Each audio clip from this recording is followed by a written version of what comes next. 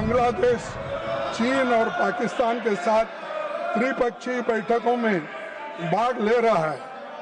1971 के बाद पहली बार बांग्लादेश भारत से दूर जा रहा है और पाकिस्तान के करीब हो रहा है। चीन की इतनी हिम्मत बढ़ गई है कि वो अरुणाचल प्रदेश पर अपना बेबुनियादी दावा ही नहीं कर रहा, बल्कि उसके भारतीय नागरिकों पर थोप भी रहा है। भारत में हमेशा बोलते हम कभी झुकेंगे नहीं, हमारी छाती 56 इंच की है। ठीक है, किसी का शरीर बड़ा होता है, किसी का गोरा होता है, किसी का काला होता है। मेरी हाइट ज्यादा है, मोदी जी की हाइट उतनी है, शाह साहब की जरा हाइट कम है, अलग अलग बात है। आपकी 56 इंच छाती तो रहने दो, लेकिन इससे देश को क्या फायदा हुआ तुम्हारे छाती का। अध्यक्ष महोदय, अब आपकी चिंता बहुत बड़ी है, हम चिंतित भी है। हमारे पड़ोसी देशों में हमारा अपना प्रभाव घट रहा है, जबकि चीन का प्रभाव बढ़ रहा है। नेपाल चीन से इन्वेस्टमेंट की मांग कर रहा है। बांग्लादेश, चीन और पाकिस्तान के साथ त्रिपक्षीय बैठकों में भाग ले रहा है। बीजिंग खुले तौर पर साउथ एशिया को अपनी रणनीति योजना के तहत अपनी तरफ खींच रहा है। और सभापति जी, 1971 के बाद पहली बार बांग्लादेश भारत से दूर जा रहा है और पाकिस्तान के करीब हो रहा है। चीन की इतनी हिम्मत बढ़ गई है कि वो अरुणाचल प्रदेश पर अपना बेबुनियादी दावा ही नहीं कर रहा, बल्कि उसके भारतीय नागरिकों पर थोप भी रहा है। अरुणाचल प्रदेश की एक भारतीय महिला को सांघाई हवाई अड्डे पर 18 घंटे तक हिरासत में रखा गया और उसे कहा गया कि उसका पासपोर्ट अमान्य है और चीनी पासपोर्ट के लिए आवेदन करने की सलाह वहां के एयरपोर्ट वाले दिए। सर, आप भारत में हमेशा बोलते हम कभी झुकेंगे नहीं, हमारी छाती 56 इंच की है। ठीक है, किसी का शरीर बड़ा होता है, किसी का गोरा होता है, किसी का काला होता है। जैसा कि मेरी हाइट ज्यादा है, मोदी जी की हाइट उतनी है, शाह साहब की जरा हाइट कम है, अलग अलग बात है। लेकिन आपकी 56 इंच छाती तो रहने दो, लेकिन इससे देश को क्या फायदा हुआ तुम्हारे छाती का। चीन के खिलाफ एक शब्द भी नहीं बोलते और बोलेंगे भी कैसे, जब आपके ही विदेश मंत्री सार्वजनिक रूप से स्वीकार कर चुके हैं कि भारत अभी छोटी अर्थव्यवस्था है और चीन का मुकाबला नहीं कर सकती।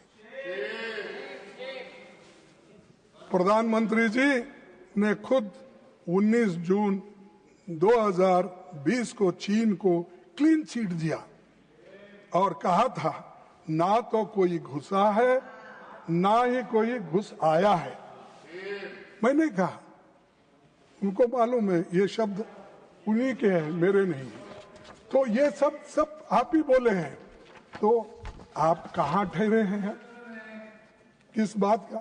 और फिर अमेरिका मामले में मोदी फिर एक बार, ट्रम्प फिर एक बार, ऐसा कुछ बोलते फिरे, लेकिन पाप बेचारे, उनका प्रचार का असर नहीं हुआ, वो हार गए और बड़े मुश्किल के साथ इस बार वो चुन के आए। लेकिन दोस्ती में कमी हो गई है पहले से। अमेरिका के मामले में राष्ट्रपति डोनाल्ड ट्रंप के बार बार दावा किया कि उन्होंने भारत और पाकिस्तान के बीच युद्ध रोक दिया। सभापति जी, पिछली बार जब मैंने इस विषय पर चर्चा की थी, तब मैंने बताया था कि वो ये बात कितनी बार दोहरा चुके हैं। उन्होंने इसे इतनी बार कहा है कि गिनती करना भी मुश्किल है, उतने बार ट्रंप ने बार बार कहा है। मैंने सुनाया, मैंने कॉम्प्रोमाइज कराया, मैंने सब कुछ किया। अरे You please stick to the subject. Sir, Don't deviate too much from the subject. Then unnecessarily the house is getting disturbed. Please look into the subject. Look, come back to the subject. ये भारत की बात हो गई और हम भारत के लिए, और दूसरी बात सर, अमेरिका ने हमारे व्यापारियों को टैरिफ लगाकर बर्बाद कर दिया है। एक मिनट गागे जी, हमारा कपड़ा, चमड़ा, सोना, गागे जी एक मिनट, ऑटो पार्ट्स जैसे लेबर इंटेंसिव क्षेत्रों के लाखों लोग भारी संकट में है। रूस के मामले में जैसे ही अमेरिका ने दबाव डाला, अपने तेल आयात कम कर दिया। स्ट्रैटेजिक autonomy से 1 minute. Leader of the House want to say something, then you can add to your answer. सस्ता कच्चा तेल खरीदे, आम आदमी को उसका लाभ नहीं मिलता जो यूपीए सरकार में मिलता था।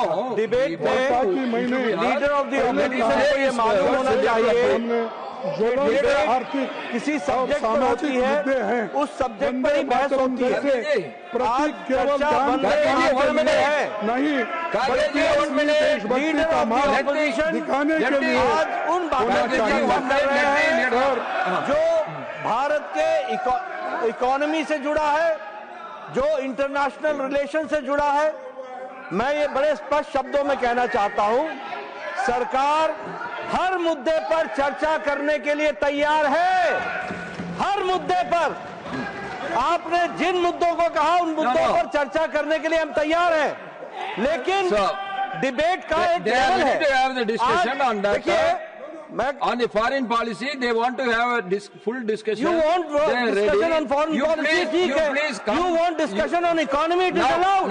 But आप वंदे मातरम के डिस्कशन में, चेयरमैन सर, वंदे मातरम का डिस्कशन हो रहा है। लीडर ऑफ द ऑपोजिशन बहुत एक्सपीरियंस्ड है, इनको मालूम होना चाहिए कि डिबेट वंदे मातरम का हो रहा है, भारत की इकोनॉमी पर नहीं हो रहा है।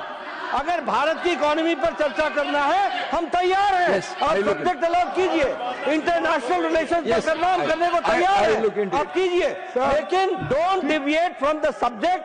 The subject is Vande Mataram. जब तक आपने वंदे मातरम के स्टैंडर्ड पर चर्चा की, हमने कोई ऑब्जेक्शन नहीं किया। आपने बाकी हिस्टोरिकल विषय रखे, हमने कोई चर्चा ऑब्जेक्शन नहीं किया। लेकिन जब आप वहां से इकोनॉमी की बात करेंगे,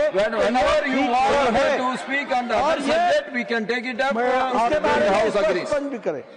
सुरक्षा विफलताओं के बारे में आपको बताना चाहता हूं। 2014 से 2023 तक भारत में 2237 आतंकवादी घटनाएं हुई, जिनमें 3006 नागरिक और 586 सुरक्षाकर्मी मारे। हम लोगों के कई बड़े दर्दनाक शामिल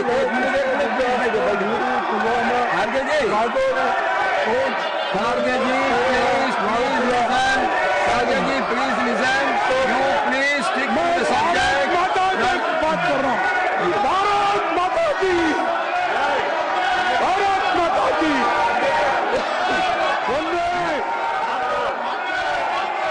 सर, प्रधानमंत्री जी और गृह मंत्री जी इस देश के आतंकवादी हमलों को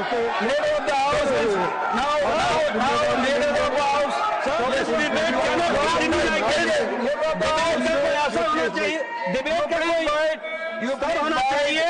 हमने पहले कहा कि हम तैयार हैं हर विषय पर चर्चा करने के लिए, लेकिन मुद्दे से भटक करके चर्चा करेंगे तो चर्चा नहीं हो पाएगी।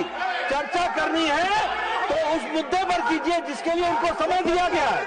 लीडर ऑफ द ऑपोजिशन को समय वंदे मातरम के लिए दिया गया है। Please discuss Vande Mataram. If you have to discuss terrorism, we are ready for that also, and we discuss Operation Sindoor. आपने चर्चा शुरू की थी, हमने उसको हाउस में अलाउ किया और आपने मुंह दिखाई है ऑपरेशन सिंदूर पर, यह भी स्पष्ट है।